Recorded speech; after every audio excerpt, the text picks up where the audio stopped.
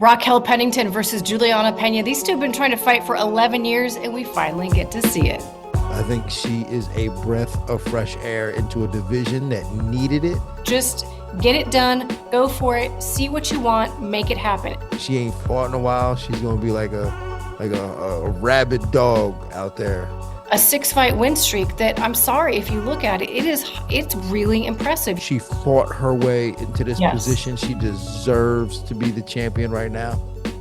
What's up, guys? Laura Sanko here. As always, I am joined by my good friend, the best analyst in the damn game. That's what I was trying to say, Dean Thomas. But before I let him even say anything smart, I have a request for you, the viewer. For the first time, we are compiling submissions from you guys into a video that we will then react to. So we need you to film yourself on your cell phone, 10 to 20 seconds, nothing longer, it gets too big, and send it to oneononecombatsports@gmail.com. We want your thoughts and your takes on UFC 308 or 309, okay? Looking ahead, give us your thoughts on those fights. You wanna break it down, break it down. You wanna pick on Dean, pick on Dean. You wanna pick on me, take it somewhere else. I don't wanna hear that shit. I'm just kidding, you can pick on me if you want to, but be nice. He can take it more than I can. So yeah, we look forward to hearing from you. And without further ado, the co-main event of UFC 307, Dean, is a bantamweight fight for the title between champion Raquel Pennington and the always spicy senorita, Miss Juliana Pena. What do you think? I love the fact that Juliana Pena is back now. I think she is a breath of fresh air into a division that needed it. And I think that's part of the reason why she is getting the title shot. Not necessarily that she deserved it on her merit, but the fact that she doesn't undeserve it because of her merit, but I think she deserves it because they need her in this spot. Raquel Pennington needed a fight like this with Juliana Pena in order to make this a fight, to make this watchable. So I'm looking forward to it. Unfortunately, stylistically, we're looking at a snoozer. We're looking at a snoozer, but I'm not wishing that. I hate to manifest that out there. I'm hoping that it's a better fight, but I think that that's going to have to do with Raquel Pennington wanting to take some chances because we know Juliana Pena is going to attack. She ain't fought in a while. She's going to be like a rabid dog out there on a bone. So, and I'm looking forward to that. She fights, I feel like she fights like she lives life. I mean, she just goes for it. The grace with which it happens, be damned, right? Just get it done, go for it, see what you want, make it happen. And there's something about that I genuinely like and genuinely appreciate about her. And when you look back at the last couple of years of what she has been able to accomplish in her career, it's pretty impressive because both of these women actually go all the way back to Tough 18 when they were in the house together and they were roommates and they very much did not care for each other. In fact, I think Juliana about made Raquel want to jump out a window. I don't know who was right, who was wrong. I wasn't in the house. I think a lot of times they drum up storylines that they're sort of desperate for on that show at times. But there's a little bit of history between these two. And it's honestly kind of amazing that they haven't crossed paths as long as they both have been in this game and doing it at this level. Yeah, I'm just glad we get a chance to see it now, though, right? With Raquel Pennington with something to lose here. Like she's the title holder and she deserved it. Like she fought her way into this position. She deserves to be the champion right now. But she's going up against someone who also deserves to fight for the title, considering what she's done in the past. Like she has a win over Amanda Nunes. Yep.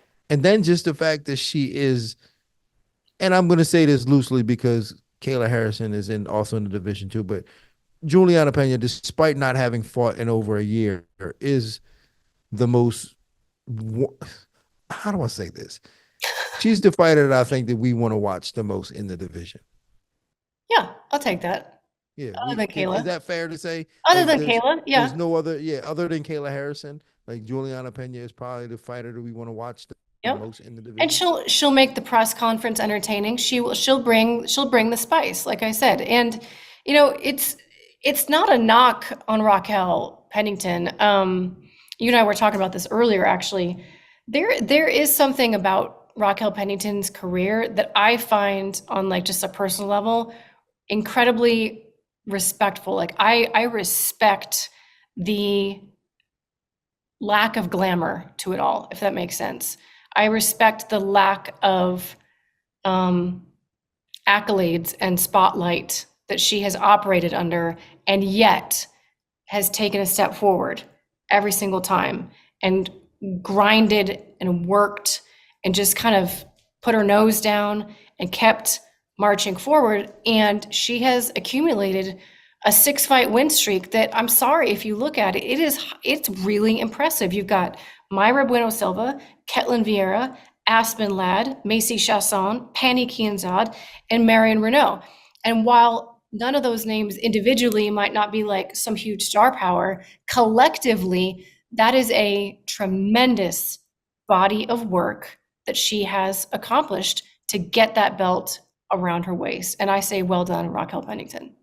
But I love what you said about the lack of glamour in doing this, because as a gym owner and as a coach for years, people would come in and want to be a fighter. And part of the reason why they wanted to be a fighter was the glamour. Yeah. I want to be a star. I want to be famous. I want to be rich. Mm-hmm. And Raquel Pennington did this the hard way. Yeah. I mean, her record was like barely 500, Mm-hmm. which means, and like all decisions, which means there's not a lot of glamour in that win or loss. But yet she's still out there cutting her teeth on her craft. And then to go on a 6-fight win streak against the best of the division. And even though they may not be the most popular females in the division, they were all still very good. Mm-hmm. Mayra Bueno Silva was a very good fighter. Macy Chiasson, Ketlin Vieira, very good fighter. Ketlin Aspen Vieira, Ladd, good fighter. yeah. And she's fought some really good fighters and won in a fashion to where it wasn't like she got lucky and won. Like she won by decision, and that's hard to do. It's hard to be that good and not have a style where you're just like laying and praying on somebody, but have a style where you're like outboxing them, outmaneuvering them, out fighting them on the fence. Yep, And grinding. she's doing all these different beating these women in these different areas of a fight. That's really honorable and impressive. May not be the most entertaining thing to watch, but from a perspective of what I like to see in a fighter, Mm-hmm. I'm not mad at it. I'm Yeah. certainly not mad at it. And for someone to be from her generation of MMA and still doing it and still operating at this level and to get a championship this late in her career is also another thing that I think is incredibly impressive, because yeah, nothing was handed to her.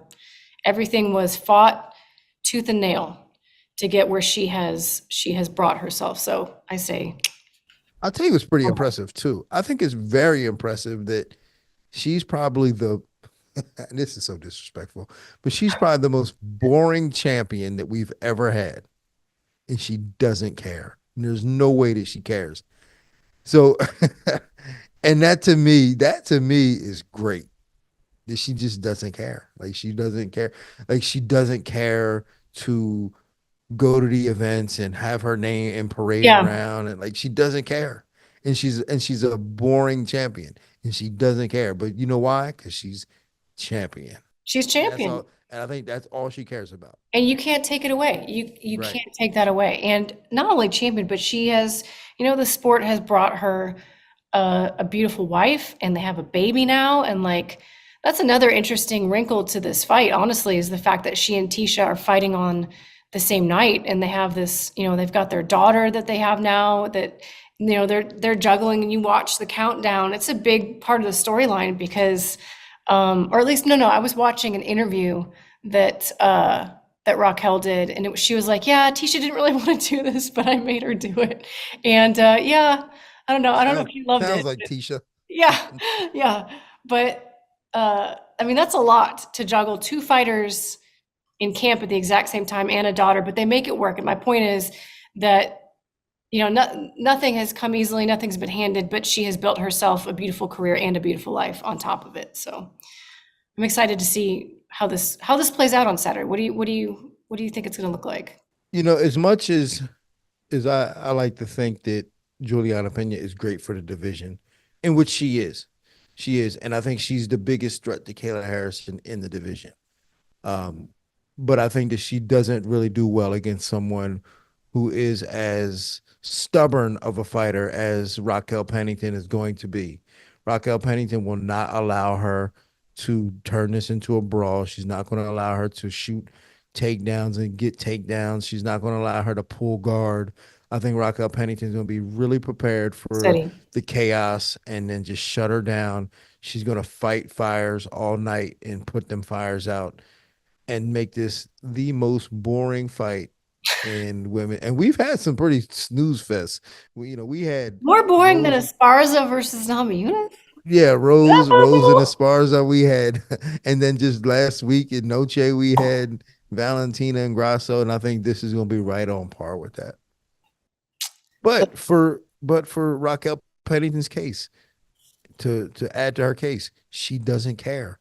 As Yeah. long as she's still the champion, I think that's all that matters to her. Well, one thing I think the UFC has been very deliberate about doing is putting Kayla Harrison on this card against Ketlin Vieira, almost making it feel like a little tournament. And I mean, I'll just say it. I think a lot of people are not really, I mean, they're counting Ketlin Vieira out at their peril. They should not be. She's a tremendous fighter, but a lot of people are just sort of assuming that Kayla Harrison is going to come out on top in that one and envisioning, some sort of in octagon moment with the winner on Saturday night. So you think it'll end up being Kayla versus Raquel Pennington? I do, and I think that's going to be a bad matchup for Raquel Pennington. That's why I'm kind of hoping that Juliana Pena can pull this off because I think she matches up better against Kayla Harrison. But hey, if I'm staring across from Kayla Harrison and I'm these females, I'm a little concerned either way. I'm certainly concerned either way, but who's not going to be concerned either way? Actually, I don't think either of them would be.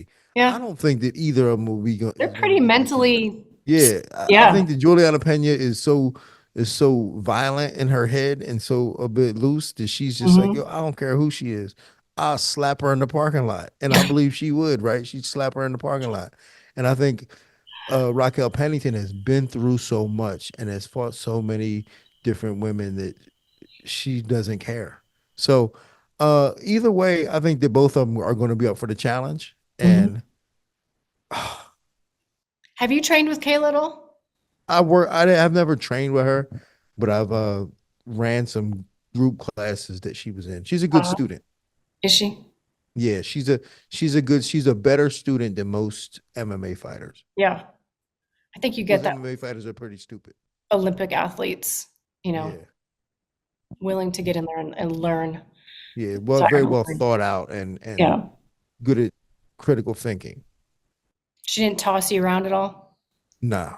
I ain't letting nobody toss me around. What do you think this is, Laura Sanko? Ain't nobody tossing me around. I I'm too believe old it. for I that. believe it. I believe it. You can Uh, break my hip. so you see Raquel Pennington getting this one done, getting matched up with Kayla Harrison, and you got it all planned out, Dean. And then she's going to lose. Kayla Harrison will be the next UFC champion in the bantamweight division, and then that might lure Amanda Nunes back. But yeah, that's Can what's going to don't happen. get my hopes up. Do not get my hopes up because I'll be honest with you. I'm not I'm not disparaging these ladies because they both deserve to be in this spot. But the bantamweight division is not what it once was because I miss the days of Ronda Rousey and Misha Tate and Holly Holm and Amanda Nunes. Those were the glory days. Dean, I'm excited for this one. It should be a good one going down this weekend, the Women's Bantamweight Championship. Thank you so much for your time, your wisdom, your thoughts, all of the above. Come on, you got you got me. I got your back. You got me. I got you. We're gonna do Appreciate this. We're gonna be in Salt Lake City. I don't know what it. We the food are. of choice is out in Salt Lake City, but we're gonna do this. Let's go. Let's go. Guys, thank you so much for tuning in. As always, click like, click subscribe. It helps us so much, and we'll see you at UFC 307.